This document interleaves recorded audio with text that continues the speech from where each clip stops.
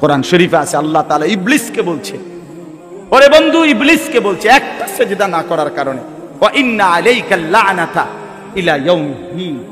আল্লাহ বলছে ইবলিস তুই একটা সেজদা করিলি না, তোর উপরে আমি আল্লাহর লানত ইলা ইয়াউমিদ্দিন, কিয়ামত দিবস পর্যন্ত তোর উপরে আমি আল্লাহর লানত করব।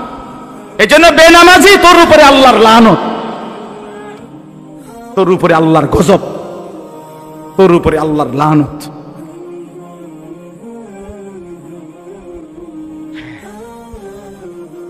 আল্লাহ তাআলা কোরআনে বলছে ইবলিস সেজদা দিলি না, অহংকার করিলি, তুই কি জানো না আমি আল্লাহর সামনে অহংকার করা সাজে না? ফামা ইয়াকুনু লাকা আন তাতাকাব্বারা ফিহা, তুমি জানো না আমি আল্লাহর সামনে অহংকার করাটা উচিত না? আলাইসা ফি জাহান্নামা মাসওয়াল লিল মুতাকাব্বিরিন। আল্লাহ বলে হায় নাফরমান ইবলিসকে বলছে তুমি জানো না প্রতিটা অহংকারীর ঠিকানা জাহান্নাম। ছেলেরা আমার, কেন নামাজ পড়ো না ভাই? মাঝ বয়সী যে সমস্ত বাবারা, কেউ চা দোকান, কেউ মুদি দোকান, কেউ চাকরি, কেউ ব্যবসা, বিভিন্ন কর্ম করেন, আল্লাহ তাআলা সুস্থ রাখতেছেন বলেই তো, আল্লাহ তাআলা হায়াত দিছেন বলেই তো, আল্লাহ তাআলা মাথা, চুল, হাত, শরীর, দেহ ঠিক রাখছেন বলেই তো আপনি পারতেছেন কর্ম করতে। তো সেই মালিককে কেন সেজদা দেন না? কেন দেন না? আল্লাহ তাআলা তো বলছে বান্দা তাকওয়া বুঝায় না দিলে আমি জান্নাত দেব না। তো সেজদাবিহীন জান্নাতে যাবেন কেমনে? আল্লাহর হুকুম না মানলে আমরা জান্নাতে যাব কিভাবে? আর জান্নাতে না গিয়া কবরের 1 সেকেন্ডের আযাব সহ্য করবেন কেন? আল্লাহ রাসূল সাল্লাল্লাহু আলাইহি ওয়াসাল্লাম বলছে প্রথম মিনিট নাফরমানের কবরে যখন ফেরেশতারা তাকে ছেড়ে দিয়ে আসবে, প্রশ্নের জবাব দিতে পারবে না, আল্লাহ তাআলা বলবেন ফেরেশতাকে ফাআফরিশুহু মিনান নার, এই ফেরেশতারা এই বেঈমানের কবরের মধ্যে জাহান্নামের বিছানা বিছায়া দে, তার গায়ে জাহান্নামের পোশাক পরায়া দে, ওয়ালবাসুহু মিনান নার। এরপরে নবী বলেন কবরের মাটি তাকে প্রথম মিনিটেই ডান দিকের মাটি একটা ধাক্কা মারবে, বাম দিকের মাটি ডান দিকে চলে আসবে, ডান দিকের হাড্ডি পাঁজরের হাড় ভাঙ্গা বাম দিকে যাবে গা, বাম দিকের গুলো ভাঙ্গা এদিকে চলে আসবে। তাখতালিফা আদলাউহু, এইভাবে অর্থ হইল ডান পাশের হাড় বাম পাশে ঢুকে যাবে, বাম পাশের গুলো ডান পাশে ঢুকে যাবে।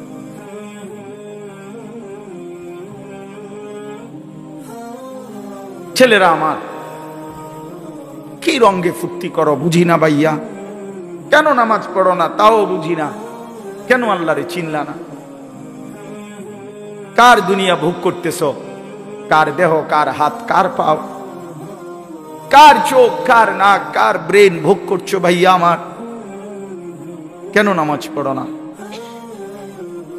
যে নামাজ পড়ে না সে তো মানুষ না, যার কপালে সেজদা নাই সে তো জানোয়ার। ওয়ালা ইয়াকুল মালাকা ইল্লা তাকিয়ুন, মুত্তাকি আল্লাহওয়ালা দিনদার ছাড়া নিজের মাল, নিজের সম্পদ মহব্বত ভরে কাউরে খাওয়ায়ও না। ঠেকাই পয়রা, বিপদে পয়রা, কোনো কারণে হইতে পারে, তার ভয়ে, তার আতঙ্কে, তার প্রভাবের কারণে তারে কিছু খাওয়াইলাম, দূর খাওয়াইলাম। কিন্তু আরেকটা হইলো আন্তরিকতা নিয়ে, মহব্বত নিয়ে, দরদ নিয়ে, ভালোবাসা নিয়ে। রাসূলুল্লাহ সাল্লাল্লাহু আলাইহি ওয়াসাল্লাম বলেন খাওয়াইবা তাকে যে তাকি মুত্তাকি, যেন আমার এই সম্পদটা, এই টাকাটা যার পিছনে ব্যয় করলাম কাজে লাগে, লোকটা নামাজি। আর আমি দেখি সিটার বাটফার, তো এই বাটফার রে খাওয়াই আমার লাভ, বুঝছেন না কথাটা? আমি দেখতেছি সে, আমি দেখি যে কথায় কথায় গালি দেয়, বিড়ি সিগারেট খায়, টেলিভিশনে নাটক সিনেমা দেখে, হারামের সাথে জড়িত, আল্লাহর নাফরমানির সাথে জড়িত। এই নাফরমানের পিছনে আমার সম্পদটা খরচ করে ফায়দা কি? আল্লাহ আমাদেরকে বুঝার তৌফিক দান করে। চলেন তাহলে এই কথাগুলো বললাম সংক্ষিপ্ত। মূলত 1 নম্বর কথা ছিল আল্লাহর কথা আন্তরিকতার সাথে, আদবের সাথে শোনা উচিত। জওয়ান হোক বয়স্ক হোক, প্রত্যেকে, মুরব্বী বয়স্ক চাচা, আপনাদেরকেও বললাম, বসে বসে জিমাইবেন জুমার নামাজের বয়ানের সময়, আপনি যে আছে যে রুম আছেন এই রুমে থাকবেন। আপনার কপালে আর পরিবর্তন হবে না, কারণ আপনার পরিবর্তন হইব কি দিয়ে? আপনি তো জুরান। নওজোয়ান ছেলে, তুমি পিছনে বৈশা মসজিদে শুধু ঠেলাঠেলি করলা, দুষ্টমি করলা, মোবাইল টিপলা, বা নিজেরা বন্ধু বান্ধব কথা বললা, ইমাম সাহেবের বয়ানও শেষ, খুতবাও শেষ, তো তোমার কপালে আর পরিবর্তন হল। দাখালা জাহিলান খারাজা যা, ঢুকছো মূর্খ, বাইরে হইছে কি? ঢুকছে যেমন বিড়ি হালাইয়া, বাইরে আবার বিড়ি দাঁড়াচ্ছে, বুঝছে? ঢুকবার আগেও গাইলেই আইছে, বাইর হইয়া গিয়ে আবার গাইলেতে আছে। আস্তাগফিরুল্লাহ, আল্লাহ আমাদেরকে মাফ করে দেন। আল্লাহর কথা দিল দিয়া শুনবেন, আমার একটা কথা না, শুধু সবার সবার কথা। জুমার বয়ান, ওলামায়ে কেরামের নসিহত আন্তরিকতার সাথে শুনলে ইনশাআল্লাহ ধীরে ধীরে জিন্দেগি পরিবর্তন। নিজে নিজে জীবন পরিবর্তন হয় না, কসম আল্লাহ, নিজে নিজে হবে। পৃথিবীর সমস্ত দামি কিতাব, পৃথিবীর সমস্ত আরবি বই, পৃথিবীতে সমস্ত ভালো কিতাবগুলোও যদি একাকী কেউ কিনে নিজে নিজে পড়ে ফেলে, তারপরও সে নিজে নিজে উত্তম আখলাক, পুরা দিন মানা সম্ভব হবে। পারতেন না? আমি চ্যালেঞ্জ করি, না হলে আমি কিনে দেবো, আপনি পড়ে। আল্লাহ রহমতে আপনি কিনে দেওয়ার মতো সামর্থ্য আমার আছে। কয় হাজার টাকার কিতাব লাগবে, কিনে দে না। কোনো আল্লাহওয়ালা, কোনো আলেমে দ্বীন, কোনো মুত্তাকি, জীবন্ত কোনো ব্যক্তির সংস্পর্শ লাগবে। 2 রাকাত নামাজ আপনি নিজে বাংলা বই পড়ে বুঝতেন না, একের যদি ছবিও দেয় তো হইতো না। তাইলে দুনিয়ার সমস্ত মহিলা এই ছবিতে আর বইতে দেখে দেখে রান্না শিখালে, তাহলে শাশুড়িতে শেখন লাগবে। কিন্তু দুনিয়ার সমস্ত বৌদের নিয়ম কি? নিয়ম তো এইটা না যে শাশুড়ির লগে কয়দিন কি করে, 3 মাস 6 মাস মহিলারা রান্না শিখে। এই জন্য দয়া করে আমরা প্রত্যেকেই এটা বুঝতে হবে, ওলামায়ে কেরামের সাথে যাদের আন্তরিকপূর্ণ সম্পর্ক নাই, তারা সহি সঠিক বিশুদ্ধ আমল থেকে বঞ্চিত হয়, বঞ্চিত।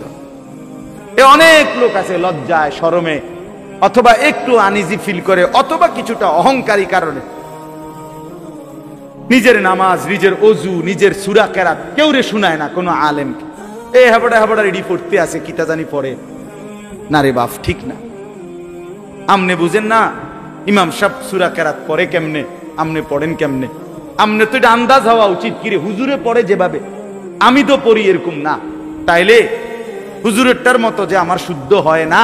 এখন আমি যেমনে ভুল পড়িয়ে এটা দিয়ে বেহেস্ত মিলবো কিনা, এটা আপনি বুঝছেন নি? আমার কথাটা বুঝছেন? ইমাম সাহেব কোরআন শরীফ পড়লে শুদ্ধ পড়তে হবে, আর আমনে মুক্তাদির কোরআন শরীফ অশুদ্ধ হইলেও চলবে। আমনে বেহেস্তে যাইতে হইলে ভুল কোরআন শরীফ পড়া যাইবেন, আর আমি বেহেস্তে যাইতে হইলে শুদ্ধ কোরআন শরীফ পড়া যাইতে হইবে। এই বেইনসাফি হলো কেন? কথা বুঝেন নাই? কি ব্যাপার? আমি নামাজ ঠিক করে পড়তে হইব, আমার সূরা কেরাত দোয়া কালাম আমি সব ঠিক কইরা তারপরে বেহেস্তে যাওয়ান লাগবো। আর আমনের সবগুলো ভুল নিয়া আমনে বেহেস্তে যাইবেন গা, বেহেস্তে এরকম মামুর বাড়ি হয়ে গেল কেমনে? এতটা সহজ হয়ে গেল কিভাবে? আমার শায়েখ আল্লামা মুফতি মুশতাকুর নবী সাহেব এই জন্য বলে, জান্নাত এতটা কঠিন না যে অর্জন করা যাবে না, আবার এতটা সহজ না যে বিনা মেহনতে আপনি যাইবেন গা। বুঝেন নাই আমার কথা? জান্নাত এতটা অসম্ভব নয় যে মেহনত কইরাও আমল করেও জান্নাতে যাওয়া যাবে না, না জান্নাত এত কঠিন না। আবার এতটা সহজও না যে টাকা 200 ইমাম সাহেবরে দিয়া আপনি বেহেশতে যাইবেন না, না এটা আপনার চাচার শ্বশুর বাড়ি না। এর জন্য কোরআনুল কারীমের মধ্যে সমস্ত জায়গায় আছে, বারবার আল্লাহ তাআলা বলছে জান্নাতের বিনিময়ে বান্দা কেন দিলাম তোমারে, জান্নাত কেন দিলাম, কেন দিলাম, কেন দিলাম, জাযাআম বিমা কানু ইয়ামালুন। আল্লাহ তাআলা বলছে বান্দা তুমি যে সারা জিন্দেগি আমল করেছো সেই আমলের বিনিময়ে জান্নাত দিলাম। আমলের বিনিময়ে দিবেন। জাযাআম বিমা কানু ইয়ামালুন ওয়া লানাজজিয়ান্নাহুম আজরাহুম বিআহসানি মা কানু ইয়ামালুন। রব্বুল আলামিন বলে, বান্দা, আমি রব্বুল আলামিন তোমার সমস্ত নেক আমলের বিনিময়ে আখিরাতে হাসরের ময়দানে সর্বোত্তম বিনিময় তোমাকে ফিরিয়ে দেব। রব্বুল আলামিন বলেন, বান্দা, এক যাররা, এক বিন্দু, ইন্নী লা উযীউ আমালা আমিলিন মিনকুম মিন যাকারিন আও উনসা।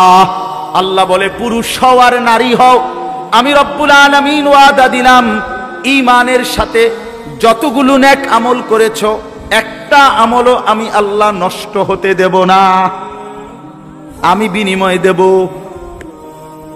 একটাও না। ইন্নী লা উযীউ, আমি নষ্ট করব না বান্দা, তোমার প্রতিটা আমল আমি আল্লাহ তাআলা বিনিময় দেব, ফিরিয়ে দেব, ফিরিয়ে দেব। এজন্য বাপ, দুনিয়া মূল হিসাব না, আখিরাত মূল হিসাব। দোস্ত আমার, বন্ধু আমার, নওজোয়ান ছেলেরা আমার, এটা মনে রাখো ভাইয়া, আখিরাত মূল হিসাব, আখিরাত মূল হিসাব। আল্লাহ তাআলা আমাদেরকে ঈমানের দৌলত দান করছেন। 4 লাখ আম্বিয়া, আদম আলাইহিস সালাম থেকে নিয়ে আমাদের নবী মুহাম্মদ সাল্লাল্লাহু আলাইহি সাল্লাম পর্যন্ত এই 1.25 লক্ষ নবী মানুষদেরকে ঈমানের দাওয়াত দিয়েছেন, এই কালেমার দাওয়াত দিয়েছেন। ঠিক না? কথাটা বুঝছেন কিনা আমার? ঈমানের দাওয়াত দিয়েছেন সমস্ত নবীরা, কালেমার দাওয়াত দিয়েছেন। কুলু লা ইলাহা ইল্লাল্লাহ তুফলিহুন, হে আল্লাহর বান্দারা, লা ইলাহা ইল্লাল্লাহ পড়ো, ঈমান আনো, নিজেরে মুমিন বানাও, তোমরা সফল হবে। তো এই মেহনত করছে সমস্ত নবীরা। এখন দেখেন, সেই আল্লাহ রাব্বুল আলামিন 1.25 লাখ নবী পাঠাইছেন এই ঈমানের দাওয়াতের জন্য। আল্লাহ তাআলা আমাকে বলতেছেন, আনিস, সেই ঈমান আমি রব্বুল আলামিন তোকে জন্মসূত্রেই এক মুসলমান পবিত্র মায়ের ঘরে জন্ম দিয়ে এই ঈমান এমনি দিয়ে দিয়েছেন। এটা কায়নাতের সবচেয়ে দামি খোদার কসম, এই আসমান ও জমিনের সারা সৃষ্টি মাখলুকাতের, আল্লাহর জগতের সমস্ত কিছুর মধ্যে সর্বশ্রেষ্ঠ সবচেয়ে দামি সম্পদ ঈমান, লা ইলাহা ইল্লাল্লাহ। এটা যার জবানে, এটা যার কলিজায়, এটা যার জিন্দেগিতে, এটা সর্বশ্রেষ্ঠ নিয়ামত। আর সেইটাই সবচেয়ে দামি বস্তুটা আল্লাহ তাআলা এমনি দিয়ে। আমারে যেন মায়ের পেট থেকে যেদিন বের করছেন, আল্লাহ যেন বল, জানিস এটা সাথে নিয়ে যাবে। ঠিক না? 72 বছর বয়স্ক মুরব্বী চাচা আমি দেখছি, 72 বছর বয়স, হিন্দু, তার 2 ছেলে কালেমা পড়ছে। ছেলেরা রাত দিন কাঁদে। আমি 3 জন আলেম নিয়ে ওনারে দাওয়াত দিছি, কালেমার দাওয়াত দিছি ছেলেদের অনুরোধে। 2.5 ঘন্টার মতো ওই চাচারে বলছি, চোখের পানি ফেলে আমি কাঁদছি। ওই চাচা একবারও জবান দিয়া কালেমা, আমি কাঁদছিলাম। তো আমার সাথীদের কাছে বলছিলাম, দেখেন আল্লাহ তাআলা 72 বছর বয়স এই লোকটার, কোনদিন মালিকের নামটা তার জবান দিয়া বাইর হয় না। আর আল্লাহ তাআলা আমাদেরকে সেই ছোট্টবেলা থেকে কত হাজারবার, লক্ষবার এই ঈমান, এই কালেমা লা ইলাহা ইল্লাল্লাহ, এটা উচ্চারণের তৌফিক দান করছেন। এই সৌভাগ্য, খোদার কসম, এই সৌভাগ্য কি দিয়া বিনিময় দিবেন? আল্লাহ যেটা আমগরে দিলেন, আল্লাহ যদি বলে বান্দা এর কিছু বিনিময় দাও, কি দিয়ে দিবেন? রাসূলুল্লাহ সাল্লাল্লাহু আলাইহি সাল্লাম বলেন, 7 আসমান ও জমিন যদি এক পাল্লাতে রাখা হয়, আর কালেমা লা ইলাহা ইল্লাল্লাহ যদি এক পাল্লাতে রাখা হয়, আল্লাহর কসম নবী বলেন কালেমা লা ইলাহা ইল্লাল্লাহর পাল্লাটাই ভারী হবে। তাইলে বলে, তাইলে আপনি এখন আর কি দিয়ে মূল্য দিবেন? আর মনে করেন আপনারে সারা পৃথিবীর চাবিটা দিয়ে দিল, আর 7 আসমান জমিনের চাবিটা দিল, আপনি মালিক হইলেন, তা আল্লাহ তাআলা বললেন, বান্দা ইমানের পাল আমি যে ইমান দিছি এইটার দামটা শোধ দাও। তা আপনার কাছে আছে মনে করেন 7 আসমান জমিন, এই পুরাটার চাবিটা। তো বলে, আল্লাহ আপনার আমি এটা দিলাম, কিন্তু এটা তো ওই কালেমার সামনে অনেক নিচে পড়ে থাকবে। এত দামি নিয়ামত আল্লাহ তাআলা আমাদেরকে দিছেন।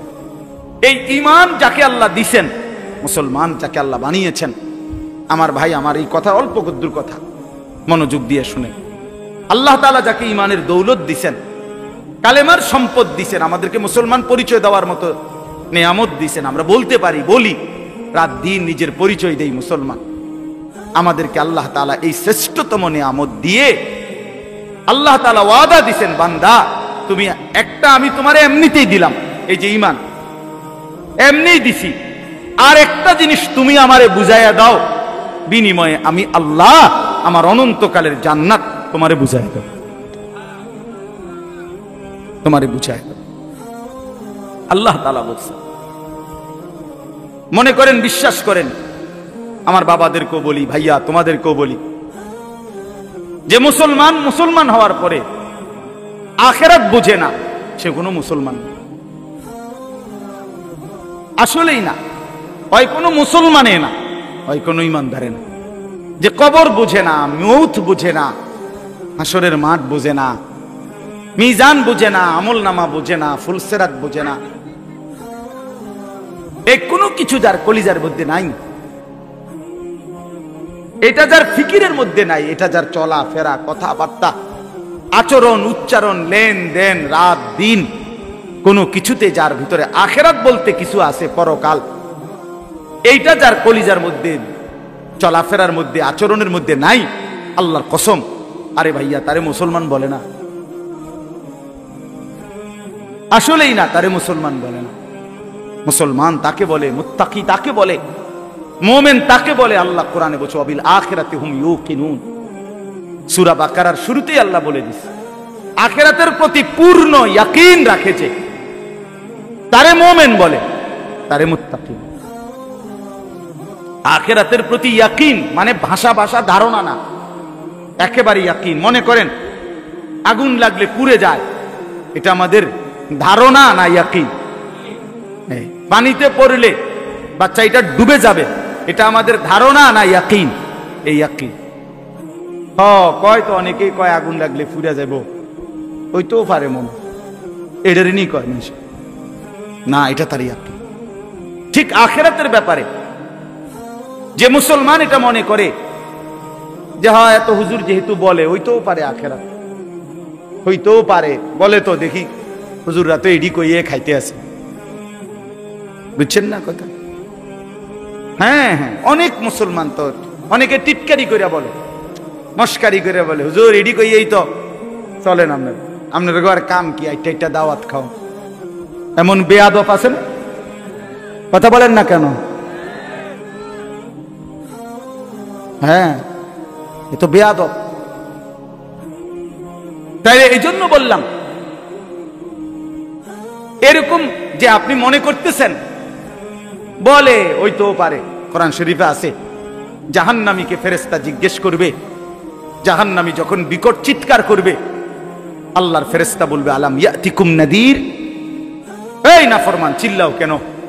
তোমার কাছে কি কোনো মানুষ, কেউ তোমারে কোনোদিন জাহান্নামের ভয় দেখায় নাই? ক্বালু বালা, নাফরমান বলবে হ্যাঁ।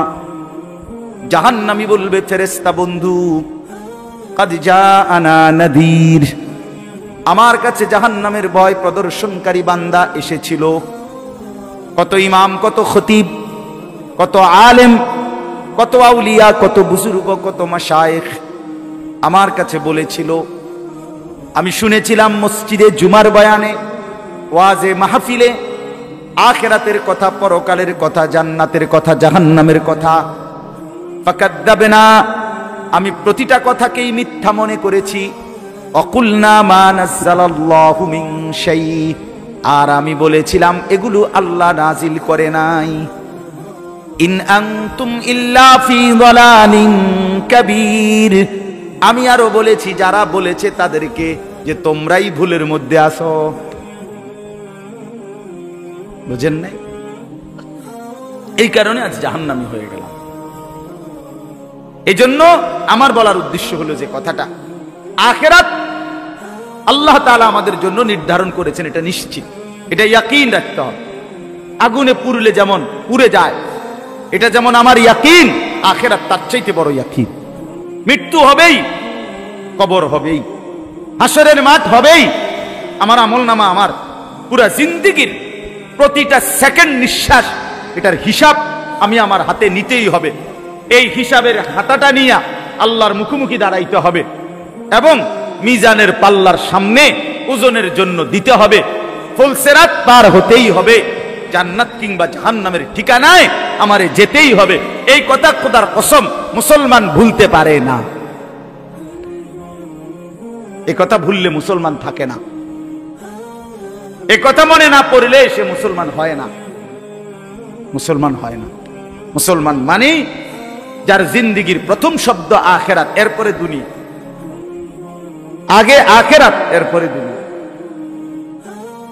আমাদের ফেনী জামিয়া রশিদিয়া মাদ্রাসার মুহতামিম, বাংলাদেশের একজন শ্রেষ্ঠ বুজুর্গদের একজন, হযরত মাওলানা মুফতি শহীদুল্লাহ দামাত বারাকাতুহুল আলিয়া, হযরত বলতেন যে শিক্ষা দীক্ষা, আমরা বলি যে শিক্ষা দীক্ষা, শিক্ষা অর্থ হলো ইলম, জ্ঞান অর্জন, আর দীক্ষা হলো আখলাক অর্জন, মানে চরিত্র অর্জন।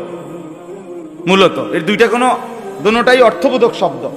অর্থাৎ যেমন কাগজ টাগজ, কলম টলম, এর টলমের কোনো অর্থ নাই, কাগজের কোনো কি নাই, এটা এরকম না। শিক্ষা দীক্ষা দুটোটাই গুরুত্বপূর্ণ শব্দ। শিক্ষা মানে হলো ইলম, জ্ঞান, আর দীক্ষা মানে হলো আখলাক, জীবন গঠন।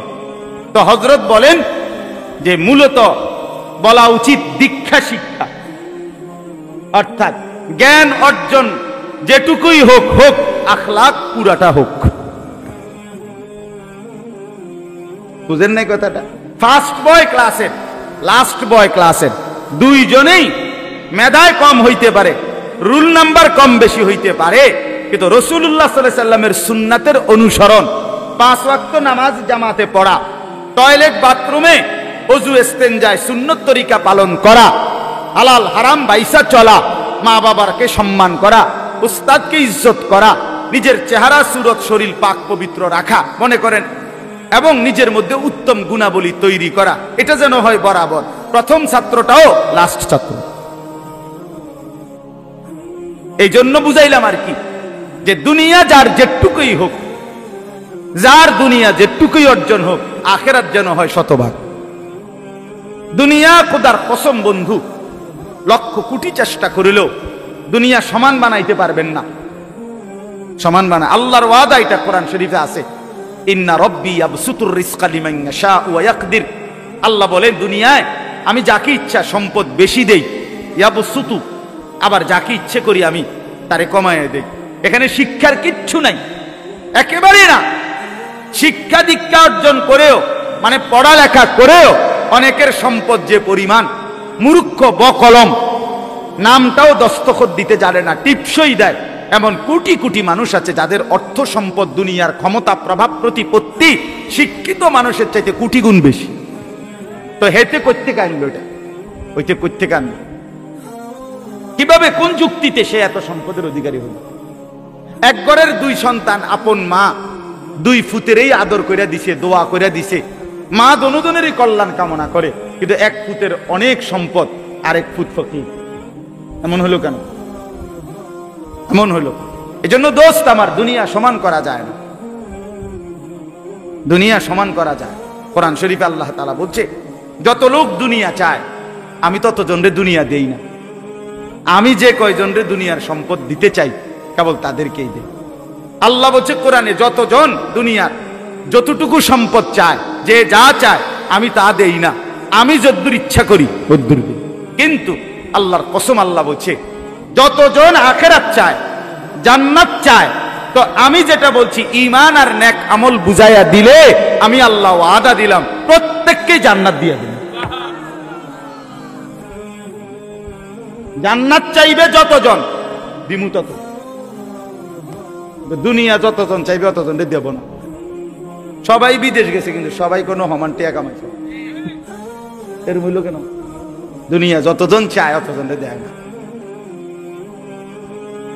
এটা আল্লাহর ফয়সালা দুনিয়ার ব্যাপারে এমন, কিন্তু আখিরাতের ব্যাপারে ভিন্ন। ওমান আরাদাল আখিরাতা ওয়া সাআ লাহা সাইয়াহা ওয়া হুয়া মুমিন। রব্বুল আলামিন বলেন, যারা যারা আখিরাত চায় আর ঈমান ঠিক রেখে আখিরাতের মেহনত করে আমল করে, ফাউলাইকা কানা সাইয়ুহুম মাশকুরা, আমি রব্বুল আলামিন তাদের প্রত্যেকের মেহনত কৃতজ্ঞতার সাথে গ্রহণ করে নেব। সবাইকে দেব, ফকিরকেও জান্নাত দেব, ধনীকেও জান্নাত দেব। শর্ত হইল ঈমান, শর্ত হইল আমার গোলাম। তো আমি আপনাদেরকে বলতে চাচ্ছি, আল্লাহ তাআলা ঈমানের দৌলত আমাদেরকে এমনি দিবেন, আর বলছেন বান্দা আরেকটা তুমি আমারে দাও। এই দুইটা মিলাইয়া দাও। এবার একটা তো আমি এমনি দিলাম, আরেকটা তুমি আমারে পালন করে বুঝাইয়া দাও। এই দুইটা মিলাইয়া এবার আমার হাতে তুলে দাও। হাসরের ময়দানে আমি আল্লাহ অনন্তকালের জান্নাত তোমারে দিয়ে দিলাম। এখন আরেকটা কি? আরেকটা হলো তাকওয়া, আরেকটা হলো, একটা হলো ঈমান। ঈমানবিহীন জান্নাতে যাওয়ার সুযোগ নেই। পৃথিবীর সমস্ত কাফের, হিন্দু, বৌদ্ধ, ইহুদি, খ্রিস্টান, নাস্তিক, মুরতাদ, পৃথিবীর সমস্ত ভালো কাজও যদি সে করে, সে পরকালে মুক্তি পাবে না। সে পরকালে কি পাবে না? কথা বলেন না কেন? হ্যাঁ, আপনি যদি বলেন এটা আপনার বাড়াবাড়ি কথা, অথবা আপনি যদি বলেন এভাবে বলা উচিত না, এভাবে কোনো কাউকে আঘাত করা ঠিক নেই, এই সমস্ত ফাঁকনা কথার অর্থ নেই, এসব ফালতু কথার কোনো অর্থ নেই। আল্লাহর কোরআন যেটা বলছে এটাই কথা। এবার কার গাত লাগে না ফিডে লাগে এটা দেখার বিষয় না। আমরা আড্ডিত লাগলেই কি আর চর্বিত লাগলেই কি, আমার সমস্যা কি? আমনে কি লাগছে? আমনে না চাই কাজেই এটা বাস্তবতা। ওমান ইয়াবতাগি গায়রাল ইসলামি দীনান ফালা ইউকবালা মিনহু। আল্লাহ তাআলা বলছে, ইসলাম ব্যতীত অন্য যেই কোন ধর্ম আমি আল্লাহর কাছে হাসরের ময়দানে পেশ করিলে আমি কশ্চিন কালেও সেটা গ্রহণ করব না। ওয়াহুয়া ফিল আখিরাতি মিনাল খাসিরিন। রব্বুল আলামিন বলে, নিশ্চিত সে আখিরাতে ক্ষতিগ্রস্ত হবে, লস খাবে। আল্লাযীনা যাল্লা সাইয়ুহুম ফিল হায়াতিদ দুনিয়া ওয়া হুম ইয়াহসাবুনা আন্নাহুম ইউহসিনুনা সুনআ। আল্লাহ বলে, বহু নাফরমান আছে যারা দুনিয়ার রাত দিন মেহনত করে মনে করছে বড় ভালো কাজ করেছি, কিন্তু আল্লাহ তাআলা বলেন তারা মূলত গুমরাহ। কেন? কারণ হলো তারা বেঈমান, আমি আল্লাহর প্রতি ঈমান রাখে নাই। আমার প্রতি ঈমান না রাইখা, রাসূলুল্লাহ সাল্লাল্লাহু আলাইহি ওয়াসাল্লামের প্রতি ঈমান না আইনা, এরপরে যদি কেউ পৃথিবীর সব ভালো কাজও করে, তারপরও পরকালীন মুক্তি মিলবে না। এজন্য বন্ধু, এটা জরুরি, ঈমান ঠিক রাখা জরুরি। অনেক ছেলে পেলে আছে মনে করে যে আমি অনেক ভালো কাজ করি, অবশ্যই প্রশংসনীয়, কিন্তু আখিরাতে পুরস্কার পাওয়ার জন্য ঈমান জরুরি, ঈমান জরুরি। তো আল্লাহ তাআলা এই ঈমানের দৌলত দিলেন আমাদেরকে। আর 2 নাম্বার, আল্লাহ তাআলা চাচ্ছেন, বান্দা আমারে তুমি তাকওয়া বুঝায় দাও। এখন তাকওয়া কি? তাকওয়াটা কি? তাকওয়া হলো সমস্ত কিতাবে আছে, একেবারে সহজ জিনিস। তাকওয়া কোরআনুল কারীমের খুব ব্যবহৃত। কোরআনুল কারীমে যে কয়টা শব্দ খুব বেশি ব্যবহৃত, এর মধ্যে তাকওয়া। ঈমানের পরে আল্লাহ তাকওয়া চায়। ঈমান এবং তাকওয়া এই দুইটা বুঝায় দাও, 3 নম্বরটা জান্নাত বুঝে নাও। ঈমান, তাকওয়া, এরপরে কি? তো ঈমান আল্লাহ তাআলার দয়া, আল্লাহ আমাদেরকে দিবেন। এবার আমরা আল্লাহকে তাকওয়া বুঝায় দেই। তাকওয়া কি? তারকুল মুনকারাত, ফি'লুল খায়রাত, সমস্ত গুনাহ ছেড়ে দাও, সমস্ত বন্দিগি আমল করতে থাকা, খালাস, এটারই তাকওয়া। আইয়ুতাআ ফালা ইউসা, আল্লাহ তাআলার আনুগত্য করতে থাকা, আল্লাহর নাফরমানি না করা।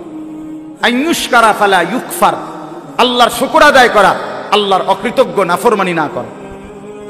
আইয়ুযকারা ফালা ইউনসা, সর্বদাই আল্লাহর জিকির স্মরণ করা, আল্লাহকে ভুলে না যাও, আল্লাহকে ভুলে না যাও। ভাই আমার, আজকে এটারে তাকওয়া বলে, এটারে তাকওয়া বলে। তা আল্লাহ তাআলা বলেন, ঈমান এবং তাকওয়া যদি বুঝায় দাও, আমি আল্লাহ তাআলা ওয়াদা দিলাম আমার জান্নাত আমি তোমারে বুঝায় দেব। এজন্য বন্ধু, আমি অনুরোধ করছি, নওজোয়ান ছেলে তোমাদেরকেও বলছি, ভাই, আল্লাহর হুকুম পালন না করে, আল্লাহর নাফরমানি করে, খোদার কসম, না তুমি দুনিয়ায় ভালো মানুষ, না তুমি আখিরাতে ভালো মানুষ। যে নামাজ পড়ে না, কেন নামাজ পড়ো না? তুমি কি জানো না ভাইয়া, এটা আল্লাহর হুকুম, আল্লাহ পাকের হুকুম। এত বড় মালিকের হুকুম কেমনে লঙ্ঘন করে? ইবলিসকে আল্লাহ বলছে, ইবলিসকে কোরআন শরীফ আল্লাহ বলছে, ইবলিস কেন সেজদা করলি না তুই? তুই কি জানো না ঈদ আমার তুকা, আমি তোমাকে হুকুম করেছি? এতটুকু আন্দাজ নাই তোমার? এটা কি মেম্বার চেয়ারম্যানে কইছিল? এটা কি সর্দার মাতব্বরে বলছিল? এটা তো আমি আল্লাহ বলছিলাম। তো আমাদেরকে তো প্রতিদিন নামাজ পড়তে বলছে, এটা কে বলছে? বলো না ছেলেরা, বলো ভাই, কে বলছে? আবার বলো, আবার বলো, আবার বলো। মালিকের নাম আরো জোরসে বলো বেটা। এত বড় মালিক আল্লাহ, তার নাফরমানি কেমনে করল? তার হুকুম প্রত্যাখ্যান করল। হায় হায়, কোরআন শরীফে আছে আল্লাহ তাআলা ইবলিসকে বলছে, ওরে বন্ধু, ইবলিসকে বলছে একটা সেজদা না করার কারণে, ওয়া ইন্না আলাইকাল লা'নাতা ইলা ইয়াউমিদ্দিন। আল্লাহ বলছে, ইবলিস তুই একটা সেজদা করিলি না, তোর রূপে আমি আল্লাহর লানত ইলা ইয়াউমিদ্দিন, কিয়ামত দিবস পর্যন্ত তোর রূপে আমি আল্লাহর লানত করব। এজন্য বেনামাজি তোর উপরে আল্লাহর লানত, তোর উপরে আল্লাহর গজব, তোর উপরে আল্লাহর লানত।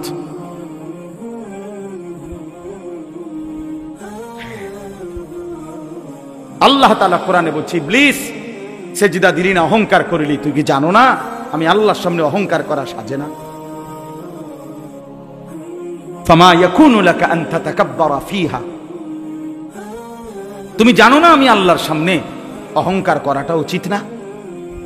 আলাইসা ফি জাহান্নামা মাসওয়াল লিল মুতাকাব্বিরিন।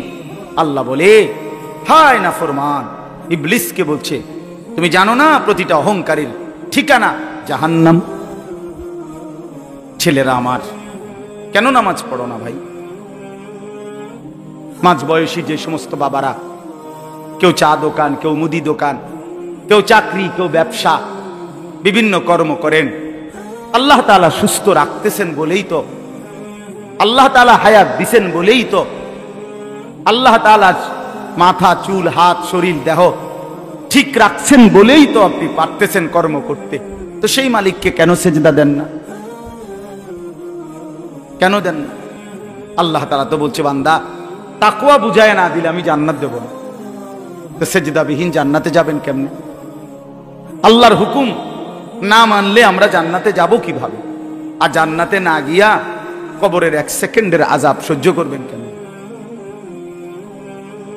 আল্লাহ রাসূল সাল্লাল্লাহু আলাইহি ওয়াসাল্লাম বলছে, প্রথম মিনিট নাফরমানের কবরে যখন ফেরেশতারা তাকে ছেড়ে দিয়ে আসবে, প্রশ্নের জবাব দিতে পারবে না, আল্লাহ তাআলা বলবেন ফেরেশতাকে, ফাআফরিশুহু মিনান নার, এই ফেরেশতারা এই বেঈমানের কবরের মধ্যে জাহান্নামের বিছানা বিছায়া দে, তার গায়ে জাহান্নামের পোশাক পরায়া দে, ওয়ালবাসুহু মিনান নার। এরপরে নবী বলেন, কবরের মাটি তাকে প্রথম মিনিটেই ডান দিকের মাটি একটা ধাক্কা মারবে, বাম দিকের মাটি ডান দিকে চলে আসবে, ডান দিকের হাড্ডি পাঁজরের হাড় ভাঙ্গা বাম দিকে যাবে গা, বাম দিকের গুলো ভাঙ্গা এদিকে চলে আসবে। তাখতালিফা আদলাউহু, এইভাবে অর্থ হইল ডান পাশের হাড় বাম পাশে ঢুকে যাবে, বাম পাশের গুলো ডান পাশে ঢুকে যাবে।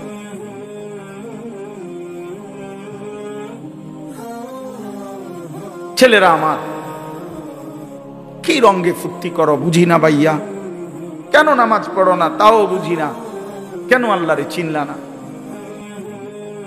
কার দুনিয়া ভোগ করতেছ? কার দেহ, কার হাত, কার পাও? কার চোখ, কার নাক, কার ব্রেন ভোগ করছো ভাইয়া আমার? কেন নামাজ পড়ো না? যে নামাজ পড়ে না সে তো মানুষ না। যার কপালে সেজদা নাই সে তো জানোয়ার, সে জানোয়ার। যার কপালে সেজদা নাই তুই বেটা মানুষ না, বেটা তুই হাইওয়ান, জানোয়ার বেটা, জানোয়ার। 100 জানোয়ার বেটা, 100 জানোয়ার। যে কপালে সেজদা নাই তুই কিসের মানুষ বেটা? তোরে মানুষ বলবে কেন? আল্লাহ তাআলা বলছেন, বান্দা কি না দিছি আমি তোমারে, তুমি আমারে ছাড়বা কেন? মা গাররাকা বিরাব্বিকাল কারীম, আমার মতো দয়ালু মাওলাকে কেন ছেড়ে দিলা?